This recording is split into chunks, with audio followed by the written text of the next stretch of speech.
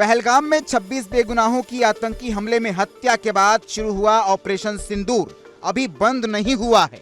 इस पर सिर्फ विराम लगा है। ये तब तक नहीं रुकेगा जब तक कि जनरल असीम मुनीर की पाकिस्तानी सेना अपनी बंदूकें नीचे नहीं कर लेंगी।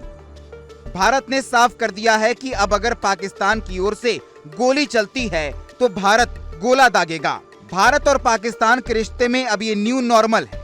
भारत ने ये लाइन यूं ही नहीं ली है।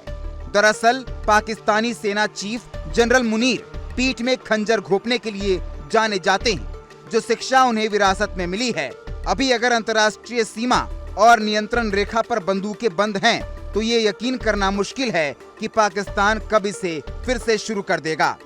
लेकिन अब की बार भारत ने पाकिस्तान को बारूद की ढेर पर बिठा दिया है। एक इशारे की देर है, पूरा पाकिस्तान मलबे में तब्दील हो जाएगा।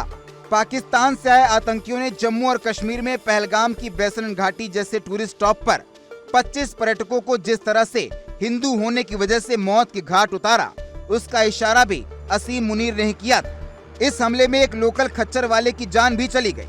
22 अप्रैल 2025 से लगभग हफ्ते भर पहले ही मुनीर ने कश्मीर को पाकिस्तान के गले की नस बताया था और टू नेशन थ्योरी की शान में कसीदे पढ़े थे। दरअसल ये लाइन मुस्लिम कट्टरपंथी संगठन जमाते इस्लामी पाकिस्तान के मौलाना के प्रमुख हाफिज नईम उर रहमान की थी, जिसने कुछ महीने पहले ही इसके आधार पर पाकिस्तानियों में भारत और खासकर के हिंदुओं के खिलाफ नफरत भरने का काम किया था। उसी को आगे बढ़ाते हुए मुनीर ने मुसलमानों को उच्च श्रेणी का बताते हुए कहा, हमारे पूर्वजों को लगा था कि हम जीवन के हर मामले में हिंदुओं से अलग हैं।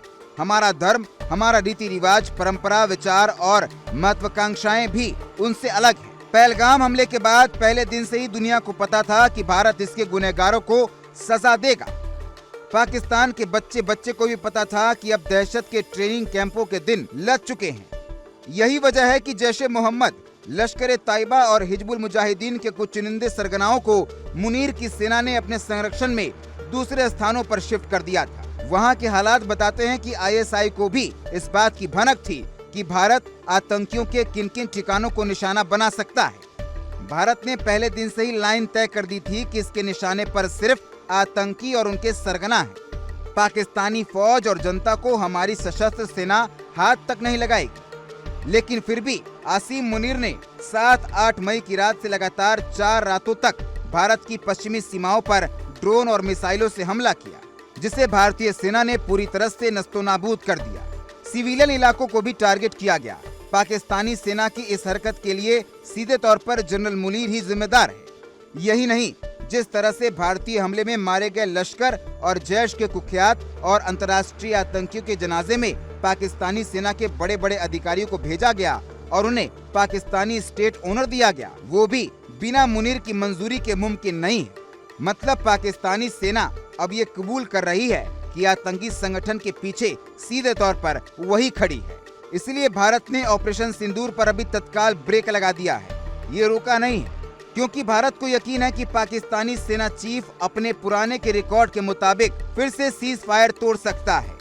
इसलिए भारत ने दुनिया को बता दिया है कि हमारे हथियार अभी सिर्फ रुके हैं। वो कभी भी दुश्मन पर जवाबी हमले के लिए अलर्ट मोड पर उसी कॉम्बैट पोजीशन में है जो युद्ध के दौरान होने चाहिए। प्रधानमंत्री नरेंद्र मोदी ने अमेरिकी उपराष्ट्रपति को भी यही संदेश दिया है कि अगर पाकिस्तान ने फिर से कुछ किया तो हमारा जवाब भी करारा होगा। अगर पाकिस्तान गोली चलाएगा तो भारत उसका जवाब गोले से देगा।